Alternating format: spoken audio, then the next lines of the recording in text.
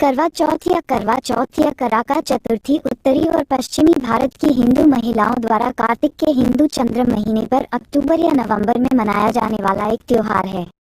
कई हिंदू त्योहारों की तरह करवा चौथ चंद्र सौर कैलेंडर पर आधारित है, जो सभी खगोलीय स्थितियों, विशेष रूप से चंद्रमा की स्थिति को ध्यान में रखता है, जिसका उपयोग महत्वपूर्ण तिथियों की गणना के लिए एक मार्कर के रूप में किया जाता है। ये त्योहार पूर्णिमा के चौथे दिन पड़ता है। करवा चौथ पर विवाहित महिलाएं और अविवाहित महिलाएं विशेष रूप से अपने पतियों की सुरक्षा और दीर्घायु के लिए सूर्योदय से चंद्रोदय तक व्रत रखती हैं। करवा चौथ व्रत पारंपरिक रूप से दिल्ली, हरियाणा, राजस्थान, पंजाब, जम्मू, मध्य प्रदेश, उत्तर प्रदेश, हिमाचल प्रदेश राज्यों में मनाया जाता है। आंध्र प्रदेश में इसे अटला ताड्डे के नाम से मनाया जाता है। मूल करवा बर्तन का दूसरा शब्द है और चौथ का हिंदी में अर्थ चौथा होता है। संस्कृत ग्रंथों में त्योहार को कराका चतुर्थी कहा जाता है। कराका का अर्थ मिट्टी का पानी का घड़ा और चतुर्थी चंद्र हिंदू महीने के चौथे दिन को दर्शाता है। करवा चौथ ज्यादातर उत्तरी भारत में मनाया जाता है।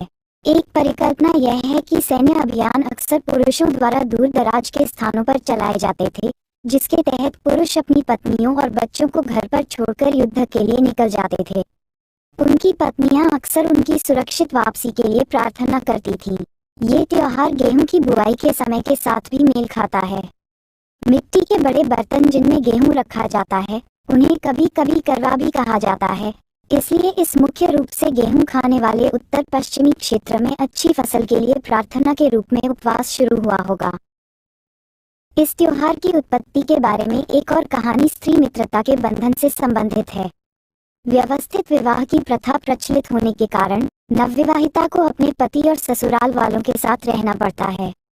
परिवार में नहीं होने के कारण किसी अन्य महिला को जीवन भर के लिए अपनी दोस्त या बहन के रूप में मित्र बनाने की प्रथा उत्पन्न हुई। विवाह समारोह के दौरान ही हिंदू रीति रिवाज से दोस्ती को पवित्र किया जाएगा। दुल्हन की सहेली आमतौर पर उसी उम्र की होती है। आमतौर पर उसकी शादी उसी गांव में होती है और उसका उसके ससुराल वालों से कोई सीधा संबंध नहीं होता है। ये भावनात्मक और मनोवैज्ञानिक बंधन खून के रिश्ते के समान माना जाएगा। ऐसा कहा जाता है कि करवा चौथ त्योहार में दोस्ती के इस विशेष बंधन का जश्न मनाना शामिल है। करवा चौथ से कुछ दिन पहले विवाहित महिलाएं 7-9 व्यास और 2-3 लीटर क्षमता वाले नए करवा खरीदती थीं और उन्हें बाहर से सुंदर डिजाइनों से रंगती थीं। अंदर वे चूड़ियां और रिबन, घर में बनी मिठाइयां रखती थीं और मिठाइयां, श्रृंगार का सामान और छोटे कपड़े। फिर महिलाएं करवा चौथ के दिन एक दूसरे से मिलने जाती थीं और इन करवों का आदान प्रदान करती थीं। वार्षिक तिथियां। निम्नलिखित तिथियां हिंदू कैलेंडर पर आधारित हैं। रिवाज। महिलाएं करवा चौथ की तैयारी कुछ दिन पहले से ही शुरू कर देती हैं, जिसमें वे श्रृंगार, आभूषण और पूजा का सामान जैसे करवा दिए, मट्ठी, मेहंदी और सजी हुई पूजा की थाली खरीदती हैं।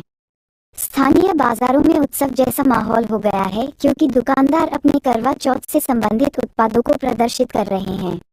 व्रत के दिन पंजाब की महिलाएं सूर्योदय से ठीक पहले खाने और पीने के लिए उठती हैं। उत्तर प्रदेश में त्योहार की पूर्व संध्या पर उत्सव मनाने वाले लोग चीनी में दूध के साथ सूद फेनी खाते हैं। ऐसा कहा जाता है कि इससे उन्हें अगले दिन बिना पानी के रहने में मदद मिलती है।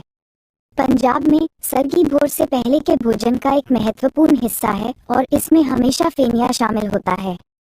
सरगी व्रत करने वाली महिला को उसकी सास द्वारा भेजा या दिया जाना पारंपरिक है। यदि वह अपनी सास के साथ रहती है तो सुबह का भोजन सास द्वारा तैयार किया जाता है। करवा चौथ के अवसर पर व्रत रखने वाली महिलाएं सर्वश्रेष्ठ दिखने के लिए पारंपरिक साड़ी या लहंगा जैसी करवा चौथ विशेष पोशाक पहनना पसंद करती हैं। कुछ क्षेत्रों में महिलाएं अपने राज्य की पारंपरिक पोशाकें पहनती हैं। व्रत भोर से शुरू होता है। व्रत करने वाली महिलाएं दिन में कुछ नहीं खाती हैं। हिंदू पत्नियां अपने पति की लंबी उम्र के लिए करवा चौथ पर व्रत के साथ साथ कई तरह के अनुष्ठान भी करती हैं। संत गरीबदास जी महाराज कहते हैं, काहे जो करवा चौथ कहानी, तास गदाहरी निश्चय जानी, करे एकादशी संजम सोई, करवा चौथ गदाहरी होई। व्रत के पारंपरिक पालन में व्रत करने वाली महिला आमतौर पर कोई घरेलू काम नहीं करती है। महिलाएं मेहंदी और अन्य सौंदर्य प्रसाधन खुद पर और एक दूसरे पर लगाती हैं। दोस्तों और रिश्तेदारों से मिलने जुलने में दिन बीत जाता है। कुछ क्षेत्रों में चूड़ियां, रिबन, घर में बनी मिठाइयां, सौंदर्य प्रसाधन और छोटे कपड़े की वस्तुओं से भरे चित्रित मिट्टी के बर्तन देने और आदान प्रदान करने की प्रथा है। चूंकि ग्रामीण इलाकों में खरीफ की फसल की कटाई के तुरंत बाद करवा चौथ आता है, इसलिए ये सामुदायिक उत्सव और उपहारों के आदान प्रदान के लिए एक अच्छा समय है। माता पिता अक्सर अपनी विवाहित बेटियों और अपने बच्चों को उपहार भेजते हैं। शाम को केवल महिलाओं के लिए एक सामुदायिक समारोह आयोजित किया जाता है। प्रतिभागी अच्छे कपड़े पहनते हैं और आभूषण और मेहंदी पहनते हैं और अपनी शादी की पोशाक की पूरी सजावट करते हैं। पोशाकें अक्सर लाल, सुनहरे, गुलाबी, पीले या नारंगी रंग की होती हैं, जिन्हें शुभ रंग माना जाता है। उत्तर प्रदेश में महिलाएं साड़ी या लहंगा पहनती हैं। व्रत रखने वाले अपनी पूजा की थालियों के साथ एक घेरे में बैठते हैं। क्षेत्र और समुदाय के आधार पर करवा चौथ की कहानी का एक संस्करण नियमित विराम के साथ सुनाया जाता है। कथावाचक आमतौर पर एक वृद्ध महिला या पुजारी होता है, यदि कोई मौजूद हो।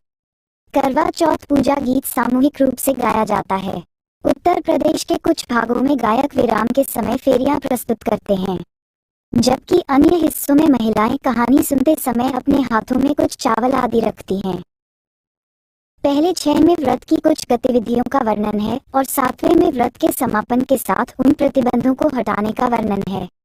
निषिद्ध गतिविधियों में कपड़ा बुनना, किसी से प्रार्थना करना या उसे खुश करने का प्रयास करना और किसी सोए हुए को जगाना शामिल है। पहली 6 फेरियों के लिए वे गाते हैं: वीरो कुड़िए करवारा, सर्व सुहागन करवारा, एकती नया तेरी ना, कुंभ चक्र फेरी ना, आर जोड़ी पेई ना, रूठड़ा मानिए ना, सुत्रा जगाए ना, वे वीरो कुड़िए करवारा, वे सर्व सुहागन करवारा। 7वीं फेरी के लिए गाते हैं: वीरो कुड़िए करवारा, सर्व सुहागन करवारा, एकती नया तेरी नी, कुंभ चक्र फेरी भी, आर जोड़ी पेई भी, रूठड़ा मानिए भी, सुथरा जगाए भी, वे वीरो कुड़िए करवारा, वे सर्व सुहागन करवारा। उत्तर प्रदेश और राजस्थान में प्रतिभागी आपस में 7 बार करवा बदलते हैं। राजस्थान में 7 बार जल चढ़ाने से पहले व्रती महिला से पूछा जाता है, धापी की नी धापी, जिस पर वह जवाब देती है, जल से धापी, सुहाग से ना धापी। उत्तर प्रदेशियों द्वारा आयोजित एक वैकल्पिक अनुष्ठान पृथ्वी, गौर माता की प्रार्थना है। विशेष रूप से उत्सव मनाने वाले थोड़ी सी मिट्टी लेंगे, पानी छिड़केंगे और फिर उस पर कुमकुम लगाएंगे। इसे उपजाऊ धरती माता की मूर्ति, अभिव्यक्ति के रूप में मानेंगे। राजस्थान में कहानियां परिवार की बुजुर्ग महिलाओं द्वारा सुनाई जाती हैं, जिनमें करवा चौथ, शिव, पार्वती और गणेश की कथाएं शामिल हैं। पहले के समय में मिट्टी और गाय के गोबर से गौर माता की मूर्ति बनाई जाती थी, जिसे अब पार्वती की मूर्ति से बदल दिया गया है। कुछ समुदायों में, विशेष रूप से बेंगलोर और उसके आसपास, एचडी के एक दृश्य चित्रण का उपयोग किया जाता है। प्रत्येक व्रती महिला करवा कथा सुनते समय अपनी थाली में मिट्टी का दीपक जलाती है। थाली में सिंदूर, अगरबत्ती और चावल भी रखे जाते हैं। उत्तर प्रदेश में एक पुजारी या परिवार की एक बुजुर्ग महिला बीज बेटी या वीरावती की कहानी सुनाती है। उत्सव मनाने वाले लोग मिट्टी से शिव, पार्वती और गणेश की मूर्तियां बनाते हैं और उन्हें रंगीन और चमकीले कपड़ों और आभूषणों से सजाते हैं। 7 बार करवे बदलते समय गाते हैं: सदा सुहागन करवे लो, पति की प्यारी करवे लो, 7 भाइयों के बहन करवे लो, व्रत करनी करवे लो, सास की प्यारी करवे लो। इसके बाद व्रती मूर्तियों पर बायना चढ़ाते हैं और अपनी सास या नंद को सौंप देते हैं। फेरा समारोह संपन्न हुआ। महिलाएं चांद निकलने का इंतजार कर रही हैं। एक बार चंद्रमा दिखाई देने के बाद क्षेत्र और समुदाय के आधार पर व्रत रखने वाली महिला के लिए पानी से भरे बर्तन में छलनी के माध्यम से या दुपट्टे के कपड़े के माध्यम से चंद्रमा या उसके प्रतिबिंब को देखने की प्रथा है। फिर महिला छलनी से अपने पति का चेहरा देखती है। चंद्रमा की कृपा पाने के लिए उसे जल अर्पित किया जाता है। कुछ क्षेत्रों में महिला अपने पति के जीवन के लिए एक संक्षिप्त प्रार्थना करती है। ऐसा माना जाता है कि इस स्तर पर अपने उपवास से आध्यात्मिक रूप से मजबूत होकर महिला सफलतापूर्वक मृत्यु का सामना कर सकती है और उसे हरा सकती है। राजस्थान में महिलाएं कहती हैं, सोने के हार और मोती के कंगन की तरह, चंद्रमा की तरह मेरा सुहाग हमेशा चमकता रहे। तब उसका पति थाली से पानी लेता है और अपनी पत्नी को देता है। दिन के दौरान पानी का पहला घूंट लेने से अब उपवास टूट जाता है और महिला पूरा भोजन कर सकती है। लोकप्रिय सांस्कृतिक पहलू और आलोचनाएं। आधुनिक उत्तर भारत और उत्तर पश्चिमी भारत के समाज में करवा चौथ को एक रोमांटिक त्योहार माना जाता है, जो पति पत्नी के बीच प्यार का प्रतीक है। इसे दिलवाले दुल्हनिया ले जाएंगे जैसी हिंदी फिल्मों में मनाया गया है, जहां एक अविवाहित महिला एक पुरुष के लिए व्रत रखकर उसके प्रति अपने प्यार का संकेत देती है और वह सहानुभूति के संकेत के रूप में गुप्त रूप से उपवास करके, साथ ही उसके लिए अपनी चिंता का प्रदर्शन करके प्रतिसाद देता है।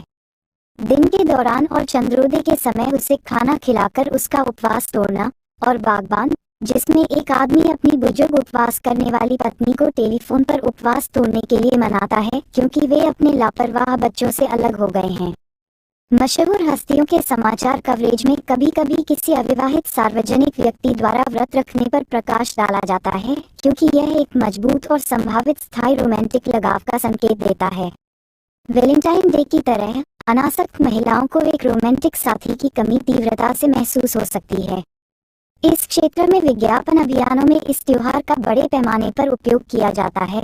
उदाहरण के लिए शेवरले टीवी स्पॉट में जहां एक आदमी सनरूफ वाली कार खरीदकर अपनी पत्नी की देखभाल करने का प्रदर्शन करता है ताकि वह करवा चौथ की रात को उसे तब तक घुमा सके जब तक कि वह उसे न देख ले।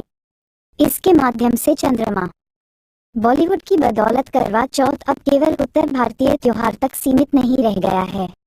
यह अब भारत में एक आकर्षक और व्यापक रूप से लोकप्रिय समारोह है। चूंकि करवा चौथ मुख्य रूप से महिलाओं द्वारा मनाया जाता है और क्योंकि सौंदर्य अनुष्ठान और सजना संवरना इस दिन का एक महत्वपूर्ण हिस्सा है, इसलिए त्योहार को एक ऐसे कार्यक्रम के रूप में देखा जाता है जो महिलाओं को एक साथ बांधता है। वर्तमान समय में अविवाहित महिलाओं के समूह कभी कभी दोस्ती की भावना से व्रत रखते हैं, हालांकि यह प्रथा सार्वभौमिक नहीं है। यह उत्तर भारत के शहरी क्षेत्रों में विशेष रूप से सच है और उत्तर पश्चिमी भारत को भविष्य में एक प्यारे पति के लिए प्रार्थना के रूप में समझा जाता है। उत्तरी शहरी क्षेत्रों में एक और प्रवृत्ति उन समुदायों और क्षेत्रों की कुछ महिलाओं तक इस त्योहार के पालन का प्रसार है, जिन्होंने पारंपरिक रूप से करवा चौथ नहीं मनाया है या यहाँ तक कि त्योहार के अस्तित्व के बारे में भी नहीं जानते हैं। गुजरात के लिए भी यही सच है। करवा चौथ 2018 तारीख 27 अक्टूबर। बंगाल, पूर्वोत्तर भारत और भूटान के कुछ क्षेत्रों में विशेष रूप से करवा चौथ समारोह के दौरान एक विशिष्ट परंपरा देखी जाती है जहां किशोर लड़के सक्रिय रूप से उत्सव में भाग लेते हैं और विवाहित महिलाओं के साथ व्रत अनुष्ठान में शामिल होते हैं। ऐसा माना जाता है कि यह प्रथा लड़कों के लिए भविष्य में उपयुक्त जीवन साथी खोजने की सामूहिक आकांक्षा का प्रतीक है। इस परंपरा का एक आध्यात्मिक आयाम भी है, क्योंकि इसे देवी पार्वती के प्रति समर्पण का एक कार्य माना जाता है, जो वैवाहिक सद्भाव और दीर्घायु के प्रतीक के रूप में अपनी भूमिका के लिए पूजनीय है। टिप्पणीकारों द्वारा त्योहार को संशोधित करने या समाप्त करने का आह्वान किया गया है, जो इसे महिला विरोधी मानते हैं और पुरुषों पर महिलाओं की निर्भरता की धारणा को कायम रखते हैं। उनका दावा है कि यह त्योहार एक असमान विचार और मानसिकता को कायम रखता है कि महिलाओं को अपने पतियों की भलाई के लिए खुद को बलिदान करना होता है। करवा चौथ को कुछ भारतीय नारीवादियों जैसे मधु किश्वर द्वारा महिलाओं के सांस्कृतिक दमन के प्रतीक के रूप में उद्धृत किया गया है, जिन्होंने इसे खोमेनीवाद के समान वर्ग में रखा है। हालांकि अन्य नारीवादियों ने इस त्योहार को महिलाओं के लिए सशक्त बनाने वाला कहा है, क्योंकि करवा चौथ की अवधारणा उन्हें कुछ चीजों का त्याग करने के साथ साथ उस दिन के लिए घर का काम पूरी तरह से छोड़ने और अपने पतियों से उपहार की उम्मीद करने में सक्षम बनाती है। कुछ लेखकों ने दावा किया है कि इस तरह के अनुष्ठान कपटपूर्ण तरीके से काम करते हैं, सामाजिक नियंत्रण का एक साधन बनाते हैं जो महिलाओं पर अत्याचार करते हैं, और शहरी शिक्षित प्रतिभागियों के बीच करवा चौथ की और भी अधिक लोकप्रियता ये सवाल उठाती है कि महिलाओं की मुक्ति में सबसे बड़ी बाधा कौन सी है, धर्म या बाजार। पारंपरिक कहानियाँ। करवा चौथ त्योहार से जुड़ी कई किंवदंतियाँ।